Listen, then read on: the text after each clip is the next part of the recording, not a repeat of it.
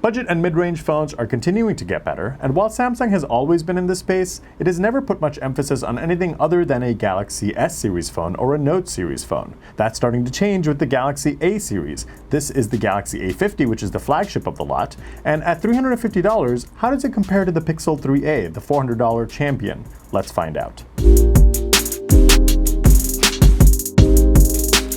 Let's start with design. I'm partial to the Pixel 3a because there are far fewer fingerprints and scratches on the back.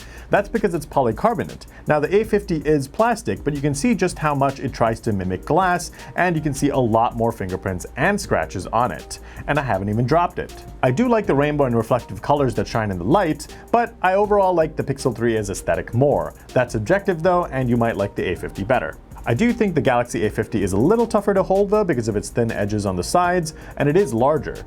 Both phones thankfully do have a USB-C port as well as a headphone jack, though the A50 is the only one of the two with a microSD card slot. Both do have a fingerprint sensor, but Samsung unfortunately tried to be flashy and went with the newer under-glass fingerprint sensor that sits under the display. It's finicky and slow to respond. The Pixel 3a's traditional fingerprint sensor on the back is quicker to respond, and you can swipe down on it to pull down the notification shade.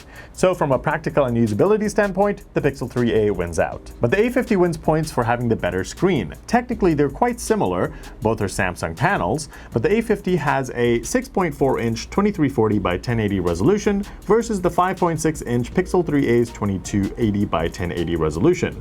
The 3a is slightly sharper because it has a smaller screen. Both are OLED and are comparably bright. The colors on the A50 are a tad brighter. Where it wins is immersion. The bezels are slimmer around the screen, so content feels more immersive when you're gaming or watching movies.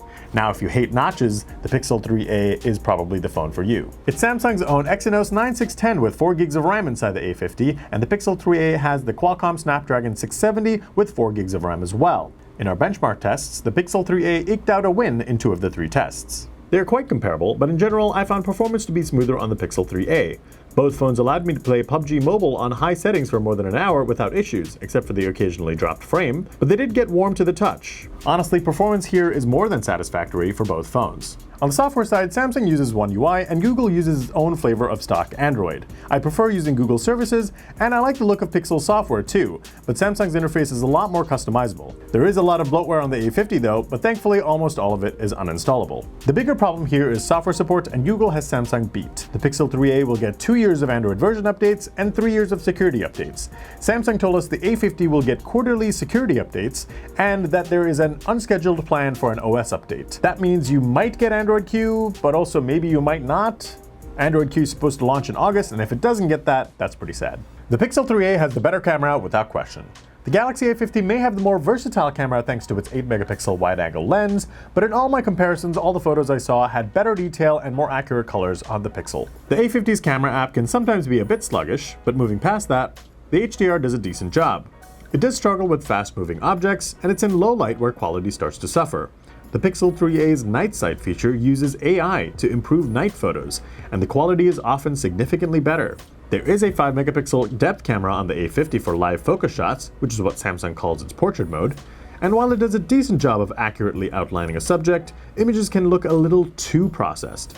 There's a 25-megapixel selfie camera on the A50, and it can rival the Pixel 3a's 8-megapixel selfie camera, but not in low light. And I would rather have a selfie that looks good in all conditions, rather than just have a high megapixel count. The A50 lasted almost 11 hours in our battery test. That's playing a 1080p YouTube video over Wi-Fi with max brightness.